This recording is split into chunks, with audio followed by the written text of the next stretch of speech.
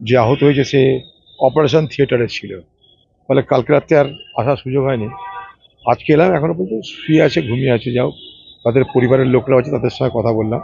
তারা বললো যে মানে আর বিপদের বাইরে আছে, এরকম বললো আর কি। তবে যে চিকিৎসা করছেন ডাক্তার, ইচ্ছা আছে তার সঙ্গে আবার কথা বলার। তো আপাতদৃষ্টিতে মনে হয়েছে যে বিপদের বাইরে আছে, মানে অন্তত বেঁচে আছে এটুকু স্পষ্ট হলো, মানে আমার জ্ঞানে আর কি। কিন্তু ঘটনাটা অত্যন্ত নিন্দাজনক। ব্যাপারটা হচ্ছে যে সর্বাঙ্গপুর একটা শান্ত জায়গা, সেখানে মানুষের উৎসব পার্বণ পরব আশেপাশে সব জায়গাতেই হয়। পাশে শ্যামনগর, তারপরে সর্বাঙ্গপুর, এসব এলাকার মানুষ একে অপরের সঙ্গে মেলামেশা, খুবই ভালো সম্পর্ক এদের মধ্যে। সেখানটা একটা তৃণমূল নেতাদের, তাদেরও কোনো প্রোগ্রাম থাকতে পারে, কিন্তু গাড়ি নিয়ে যাবে, রাস্তা তো সকলের।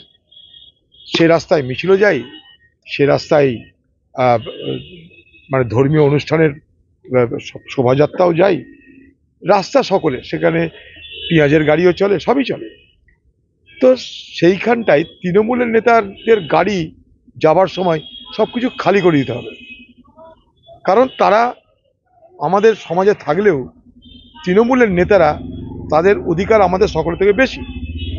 তাই তাদের জন্য রাস্তা খালি করে দিতে হবে। খালি করাতে রাস্তা দেরি, সঙ্গে সঙ্গে চলেছে গুলি। মানে পুলিশের কাছে, পুলিশ অফিসারদের কাছে সকলের কাছে আধুনিক অস্ত্র থাকে বলে আমার জানা নাই, কিন্তু তৃণমূলের নেতাদের কাছে সে ছোট বড় সব অস্ত্রের কোনো কমি নেই। কতগুলো সাধারণ মানুষের উপরে গুলি চালিয়ে একজনকে আহত করে কি বাহাদুরি দেখিয়েছে আমার জানা নাই। কিন্তু আমি প্রশাসনকে বলতে চাই, কালকেও বলেছি, যে যারা দোষী, যারা অপরাধী, তাদেরকে যেন গ্রেপ্তার করা হয় এবং তাদেরকে যথাযোগ্য শাস্তি দেওয়া হয়। বাংলা টুডে নাও।